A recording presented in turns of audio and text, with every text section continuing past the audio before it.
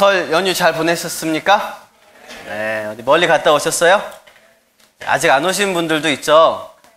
네, 안 오셨는데 대답을 해요.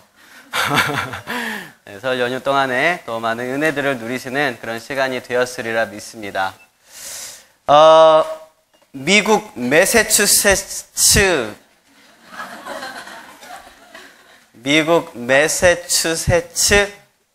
병원에, 종합병원에 정신과 의사로 한 15년 정도를 있었던 그런 사람, 평생을 보냈대요. 평생을 보냈던 그런 사람, 조지 밀튼 박사라는 사람이 2005년에 책을 냈습니다. 돈 월이라는 책을 냈다고 합니다. Why worry라는 책을 냈다고 합니다.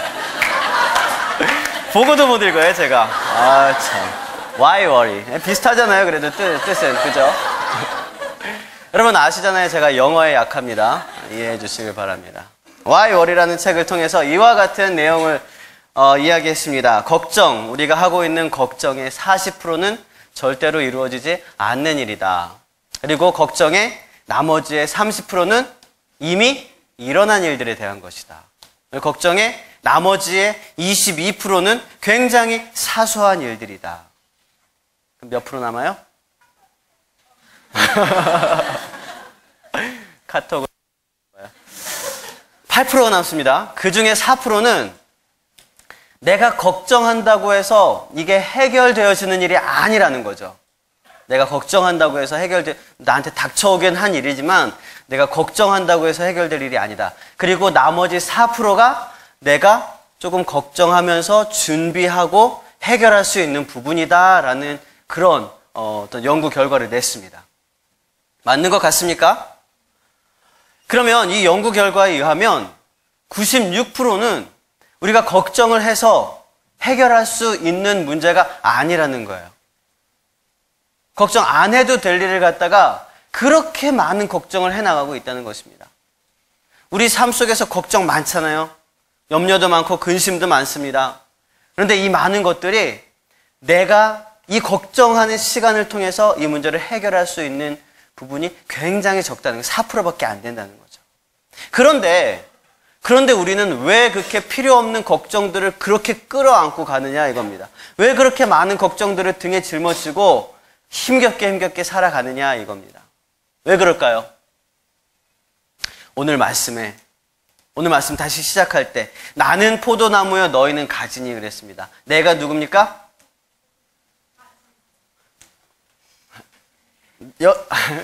그래요. 그럴 수 있죠. 나는 포도나무요 너희는 가지라. 나는 누구고 너희는 누굽니까? 나는 누굽니까? 예수님. 너희는 우리들. 그렇죠. 우리들입니다. 누가 포도나무입니까? 예수님. 그리고 우리는 가지예요. 그런데 내가 포도나무인 줄 아니까 이 모든 걱정들이 나한테 오는 거예요. 내가 포도나무인 줄 아니까 내가 책임져야 되고 안 되면 내 탓인 것 같고 돼도 내 공로인 것 같고 그러니까 나 때문에 내가 포도나무이기 때문에 수많은 걱정들을 끌어안고 살아가는 게 얼마나 많은지 모릅니다. 여러분 우리의 걱정을 반으로 줄일 수 있는 방법은 나는 가지라는 거, 나는 포도나무 가지라는 것을 정확하게 기억하고 살아갈 때에 우리는 걱정을 줄이면서 살아갈 수 있어요. 행복한 삶을 살아갈 수 있어요. 행복하게 살아야죠. 행복한 삶을 살아갈 수 있습니다. 여러분, 저와 여러분은 가지입니다. 맞습니까? 가지는 무슨 역할을 합니까? 가지는 포도나무 큰 줄기에서 영양분을 공급받아서 가지 끝에다가 무엇을 열어요? 열매를 여는 거예요. 열매를 여는 것입니다. 이게 가지의 역할입니다. 여러분 가지 맞습니까? 맞습니까? 제가 어려운 질문 하나 해드리겠습니다. 이 가지는 뭘로 만들어졌습니까? 어렵죠? 이 가지는 뭘로 만들어졌어요? 나무로 만들어졌죠. 포도나무 가지는 포도나무로 성분이 똑같아요. 포도나무 가지와 포도나무는 성분이 똑같다고요. 똑같은 나무예요. 그리고 나뭇가지 꺾어다가 저기다 갖다 놓고 이게 뭐야? 그럼 포도나무라고 대답을 합니다. 뭐 포도나무 가지지만 성분이 똑같다는 것입니다. 이 가지라는 단어가요, 원어로는 클렘마라고 하는 히브리어를 씁니다. 클레마라고 하는 히브리어를 쓰는데 그 단어의 어원이 뭐냐면 클레오라고 하는 단어거든요. 이 단어가 뭐냐면 아까 우리가 성찬식을 했죠. 성찬식을 해서 예수님이 성찬식을 할 때 떡을 떼어 제자들에게 주셨습니다. 이 떼다는 말, 뗀다는 말, 이게 클레오라는 단어입니다. 여기서 파생된 말이 가지라는 뜻이에요. 이 떡이 한 덩어리가 있는데 떼어낸 거 뭡니까? 이것도 떡이죠. 이 덩어리도 떡이죠. 똑같은 떡이에요. 맛도 똑같고요. 색깔도 똑같고요. 모든 구성 물질들도 다 똑같은 떡입니다. 그런데 다른 것이 딱 한 가지 있어요. 뭐가 다를까요? 크기가 다르겠죠. 크기가 달라요. 중요한 겁니다, 여러분. 크기가 뭐 똑같이 자르는 사람도 있겠지만 예수님께서 떡을 떼어 나눠주실 때 어떻게 나눠주셨을까요? 작게 나누어 주셨겠죠. 우리 성찬식 때 그러잖아요. 우리는 한 조각씩 하지만 큰 덩어리로 하는 경우에 옛날에는 우리 큰 덩어리로 했었는데 조금씩 잘라서 떼어서 여러분들이 먹었습니다. 어떤 사람은 이만큼 떼가지고 막 이렇게 먹고 성찬식 하는데 어면 물어보지나 하고 막 그러긴 했는데 이게 조금씩 떼는 이유가 무엇입니까? 한 입에 들어가라고 잘 먹기 편하게 하기 위해서 떼잖아요. 그 목적이 있을 뿐이지 나머지는 다 똑같아요. 그럼 떼어내는 목적은 한 입에 들어가라는 특별한 목적이 있는 거예요. 가지와 포도나무도 똑같습니다. 가지와 포도나무도 색깔도 똑같아요. 구성 성분도 똑같아요. 둘 다 포도나무에 속해 있는 그런 것입니다. 떼어서 아마 이렇게 막 조사해보면 똑같은 그런 것일 것입니다. 원래 포도나무였는데 여기서 가지가 이렇게 파생돼서 나온 거죠. 그런데 포도나무에서 이 가지가 한 줄기로 이렇게 딱 나와야만 했던 분명한 이유가 있다는 것입니다. 그게 뭐냐면 열매를 맺기 위해서라는 거예요. 그러니까 이 가지의 존재 목적과 이유와 목표는 열매 맺는 것 딱 하나에 달려 있는 것입니다. 열매 맺는 것입니다. 그러면 제대로 된 가지라면, 제대로 된 목적을 그 임무를 수행할 수 있는 가지라면 무엇을 잘 맺어야 되는 거예요? 열매를 잘 맺어야 되는 거예요. 저와 여러분 가지라고 했습니까? 가지 맞습니까? 가지잖아요. 그러면 열매를 잘 맺어야 돼요. 어떻게 해야 열매를 잘 맺을 수 있을까? 오늘 3가지로 이야기를 합니다. 첫 번째는 따라해 봅시다. 예수님 안에 있어야 한다.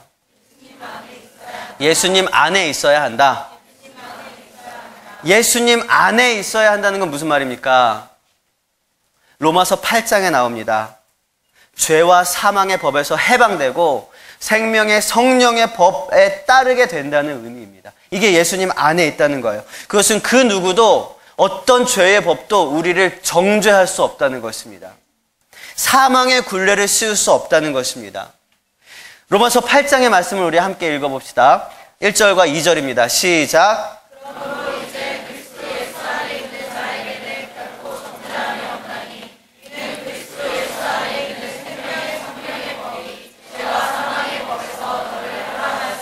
첫 번째 조건이 예수님 안에 있어야 된다 그랬습니다. 그리스도 안에 있는 자에게는 뭐가 없다고요? 정죄함이 없습니다. 정죄함이 없습니다. 생명의 성령의 법의 통치를 받게 됩니다. 이 전까지는 죄와 사망의 법의 통치를 받고 있었고요. 이 그리스도 안에 있어야 한 오늘 본문 15장 5절 말씀 보니까 그가 내 안에라고 표현되고 있잖아요. 이걸 가지고 얘기하는 거예요. 그리스도 안에 우리가 있다는 것, 이것은 열매를 많이 맺기 위한 첫 번째 조건입니다. 굉장히 중요한 조건이에요. 사실 우리는 원래는 죄와 사망의 통치를 받고 있었습니다. 그런데 우리에게 예수 그리스도로 인해서 있을 수 없는 일이 일어난 거예요. 얼마나 있을 수 없는 일이냐 하면 사과나무에서 포도가 열린 거예요. 있을 수 있습니까? 없어요. 사과나무에서 배가 열린 거예요. 있을 수 있습니까? 없어요. 이런 일이 우리에게 일어났다는 거죠. 로마서 11장 말씀을 함께 보겠습니다. 한번 읽어봅시다. 시작.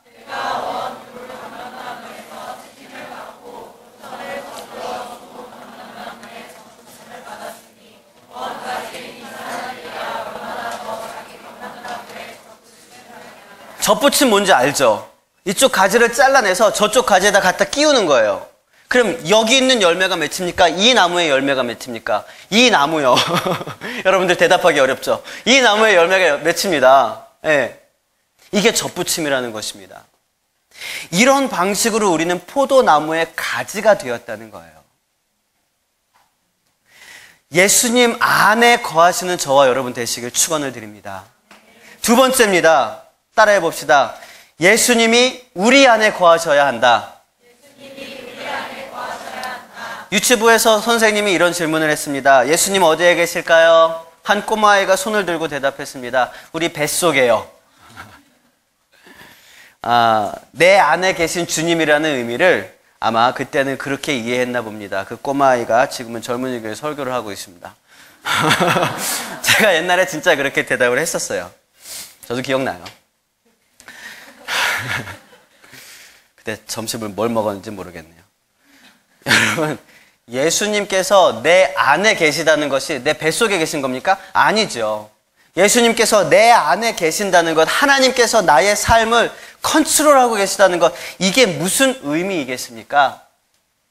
그 말씀은 15장 7절에 다시 한번 설명되고 있습니다. 내 안에 예수님이 계시다는 것은 내 말이 너희 안에 거하면 이라는 뜻이에요. 내 말이. 예수님의 말씀이 우리 안에 거하는 것이 예수님이 우리 안에 거하신다는 것입니다. 그러면 예수님이 말씀하셨던 우리 안에 거해야만 하는 그 말씀은 무슨 말씀일까요? 대체 어떤 말이 우리 안에 거하여야 한다는 것일까요? 물론 성경 66권이 다 들어가 있어도 좋지만 그거는 사실 분명히 핵심되는 메시지가 있을 겁니다. 예수님의 그 말씀이 있을 거예요. 그거를 우리가 거슬러 올라가면 14장, 14장은 PPT에 없습니다. 14장 25절 눈으로만 빨리 보세요. 23절 눈으로만 빨리 보세요. 15절 보면은 내 말이라고 되어져도 있고 또 내 계명이라고도 표현되어 있습니다. 내 말, 내 계명, 이것이 계속해서 이렇게 반복돼서 나오고 있는데요. 이 계명이 무슨 계명이냐 하면 13장 34절에 나옵니다. 앞에 있습니다. 우리 함께 읽어봅시다. 시작.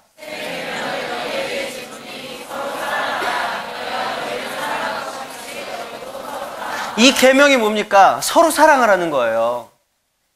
서로 사랑하라는 겁니다. 내 마음속에 예수님의 말씀인 서로 사랑하라. 이 말씀이 내 마음속에 거하면 이게 뭐라고요? 예수님이 내 안에 거하신다는 것입니다. 그런데 서로 사랑하라라는 이 말씀이 새 계명입니까? 사실은 레위기에도 나와요. 구약 거의 맨 처음에 있던 레위기 19장에도 나와요. 아주 옛날부터 계속 되었던 말씀이 서로 사랑하라예요. 서로 사랑하라. 내 이웃을 내 몸과 같이 사랑하라. 서로 사랑하라. 근데 이것이 왜 새 계명이 되었을까요? 그거는 방금 말씀한 요한복음 13장 34절에 뒤쪽에 조건이 있기 때문입니다. 내가 너희를 사랑한 것 같이 예수님이 우리를 사랑한 것 같이 사랑하라. 이래서 새 계명이 되었습니다. 예수님이 우리를 어떻게 사랑하셨습니까? 목숨을 바치면서까지. 내 이웃을 내 몸과 같이 사랑하는 거랑 내 이웃을 위하여 목숨을 버리는 거랑 이건 차이가 또 있어요. 어마어마한 차이가 있습니다. 요한복음 15장 13절에 그것이 다시 한번 나오고 있습니다. 사람이 친구를 위하여 자기 목숨을 버리면 이보다 더 큰 사랑이 없다. 그리고 예수님께서는 말씀하신 그대로 우리를 위하여 예수님의 목숨을 버리셨습니다.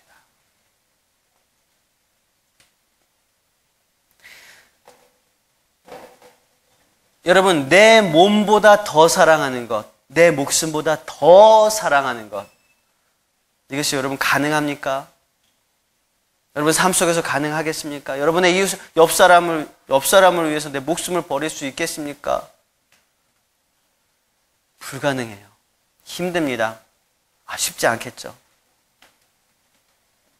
그러나 예수님께서는 먼저 그 본을 보이시고 우리에게 그 사랑을 요청하고 계신 것입니다.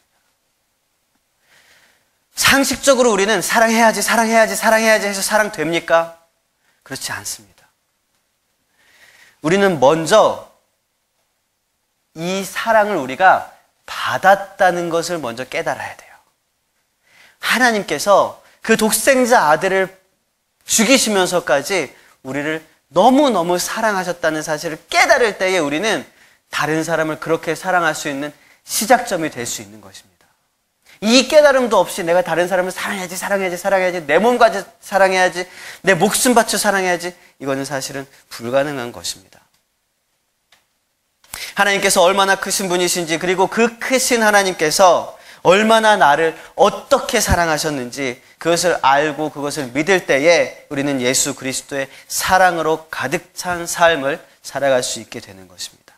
가지로서 열매를 맺기 위해선 그 안에 하나님의 말씀이 들어가야 합니다. 하나님의 말씀이 있는 사람은 상황이 어려워지고 여러 가지 감정이 흔들리고 시험이 닥쳐와도 굳건하게 바로 설 수 있습니다. 신앙에 기복이 없습니다. 있지만 빨리 회복되어집니다. 열매를 많이 맺습니다. 여러분, 말씀 위에 굳건하게 서시는 저와 여러분 되시길 바랍니다. 열매를 맺기 위해서 맨 처음에 뭐라 그랬습니까? 예수님 안에 있어야 한다. 두 번째는 예수님이 우리 안에 거하셔야 한다 그랬습니다. 세 번째는 뭐냐면 요한복음 15장 2절에 나옵니다. 한 장 넘겨서 한번 보십시오. 따라해 봅시다. 깨끗해져야 한다. 깨끗해져야 한다. 여러분, 정결해야 합니다. 깨끗해져야 합니다. 과실을 맺는 가지들이 있어요. 우리들 안에도 과실을 맺습니다. 열매를 맺는데 열매를 맺는 가지들에게 있어서는 2절 말씀에 보니까 뭐라 그래요? 더 열매를 맺게 하려고 그 가지를 깨끗하게 한다 그랬습니다. 여러분, 정결하시길 바랍니다. 깨끗하시길 바랍니다. 하나님 앞에서 정결하시고 사람 앞에서 정결하십시오. 여러분이 가장 약한 그것 앞에서 정결하십시오. 물질 앞에서 정결하시고 권력 앞에서 정결하십시오. 정결함은 열매를 많이 맺는 방법이기도 하지만 동시에 어려움과 고난과 역경에서 빠져나올 수 있는 가장 좋은 방법이기도 합니다. 정결함, 정직함, 깨끗함, 솔직한 것들. 여러분, 정결함으로 좋은 열매를 많이 맺는 그런 삶을 사시길 축원을 드립니다. 여러분, 그러면 어떻게 하면 정결해질 수 있을까요? 어떻게 하면 정결해질 수 있을까요? 나 정결해지고 싶은데, 난 지금까지 너무 더러운 삶을 살아왔어. 난 이제 좀 깨끗하게 정결하게 살고 싶은데 어떻게 하면 정결해질 수 있을까요? 시간이 지나면 될까요? 착한 일 많이 하면 될까요? 우리는요, 우리 방이나 우리 책상이나 우리 사무실이나 우리가 거하는 곳들을 깨끗하게 할 수 있습니다. 어떻게 해요? 청소하고 정리해서 깨끗하게 할 수 있습니다. 안 해서 그렇죠.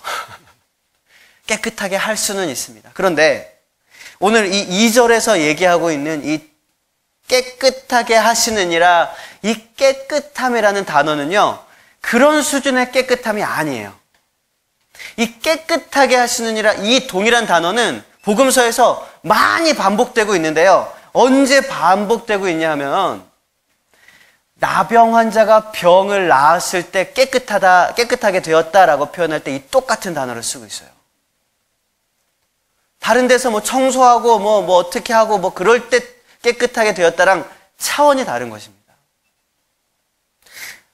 여러분, 나병 환자가 예수님 앞에 와서 예수님, 나는 죄인입니다. 나를 용서해 주십시오. 나를 치료해 주십시오. 예수님이 손을 대시고 그래, 내가 원하노니 너 치유되어라. 그래서 깨끗하게 되었다. 이게 그 깨끗함이에요. 이게 여러분 가능합니까? 우리의 능력으로 돼요? 안 됩니다. 나병 환자가 한순간에 깨끗함을 받는 것은 불가능한 일입니다.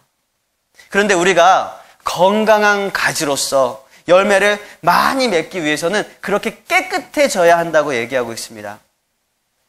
어떻게 하면 될까요? 마태복음에서는 이 나병 환자가 깨끗하게 되어지는 방법이 너무나 쉽게 기록되고 있어요. 마태복음 8장 말씀 2절과 3절 말씀을 우리 함께 읽어봅시다. 시작.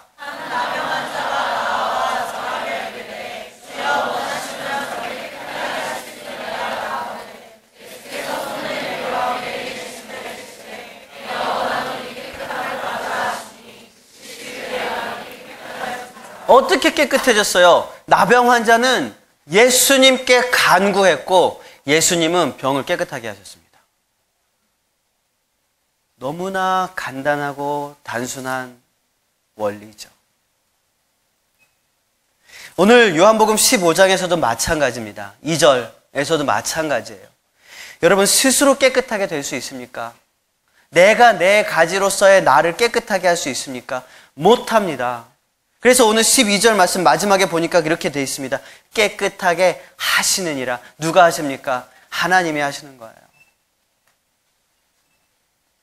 주님이 쓰시기 위해서, 주님이 열매 맺게 하시기 위해서, 주님이 더 많은 열매를 맺게 하시기 위해서 주님께서 가지를 깨끗하게 하시는 것입니다. 우리가 할 수 있는 것은 하나님 앞에 간구했던 나병 환자처럼 하나님 앞에 간구할 수밖에 없습니다. 하나님 나를 깨끗하게 하옵소서. 하나님 나를 정결하게 하옵소서. 하나님 나를 거룩하게 하여 주시옵소서. 주님의 보혈로 나를 씻어 주시옵소서. 나의 모든 더러움을 주님 이 시간 정결하게 하여 주시옵소서. 우린 이거밖에 없어요. 시간이 지난다고 죄가 해결되지 않습니다. 착한 일 많이 한다고 죄가 해결되지 않습니다. 하나님 앞에 눈물로 회개하며 기도할 때에 주님의 보혈로 우리를 깨끗하게 하시는 거예요. 여러분 정결하게 되시길 바랍니다. 많은 열매가 저와 여러분을 통하여 맺히게 되시길 바랍니다. 말씀을 정리하겠습니다. 우리도 가지이기 전에 사실은 열매였습니다. 누군가의 열매였어요. 그 누군가 정결하게 쓰임 받아서 그 누군가의 복음의 통로를 통해서 우리에게 영양분이 공급되어지고 복음이 선포되어져서 우리가 구원을 얻게 되고 이 자리에서 함께 예배하게 되는 거죠. 그런 의미에서 보면 우리는 다 빚을 지고 있는 사람들입니다. 사도 바울은 복음의 빚진 자라고 본인을 표현하고 있습니다. 열매라는 것은 씨앗에서 나오는 것입니다.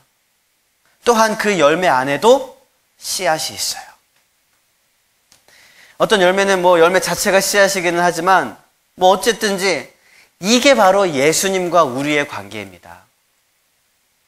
우리가 예수님 안에 거하고 예수님이 우리 안에 거하시는 거죠. 우리가 예수님 안에 거하고 우리 안에 예수님의 하나님의 그 말씀이 거할 때에 우리로부터 열매가 맺어지는 것입니다. 우리는 예수님으로부터 예수님을 마음에 품고 이 세상으로 나아갑니다. 우리의 발꿈치는 항상 예수님께 연결되어 있습니다. 시냇가에 심은 나무가 풍성한 이유는 그 뿌리가 물길에 닿아 있기 때문이에요. 여러분 예수님 떠나지 마세요. 여러분 예수님 떠나지 마십시오. 예수님은 결코 먼저 우리를 떠나시지 않습니다. 우리가 예수님과의 막힌 담이 있다면 그것은 예수님이 돌아선 게 아니라 우리가 돌아선 것입니다. 우리가 예수님을 거절하고 거부하고 있는 것입니다. 여러분 돌아서서 다시 마음을 여십시오.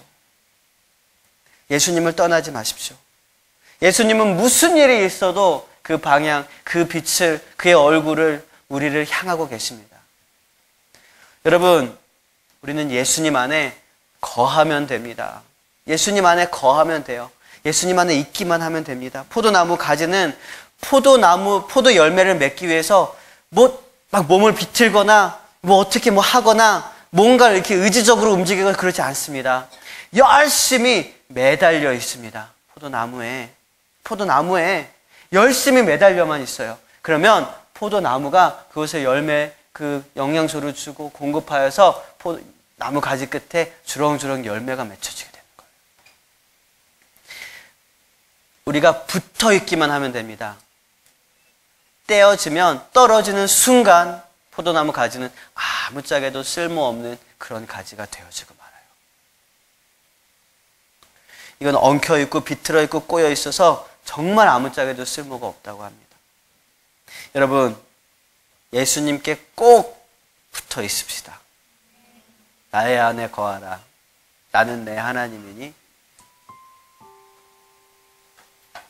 나는 너의 하나님이. 우리 함께 찬양하면서 고백했으면 좋겠습니다.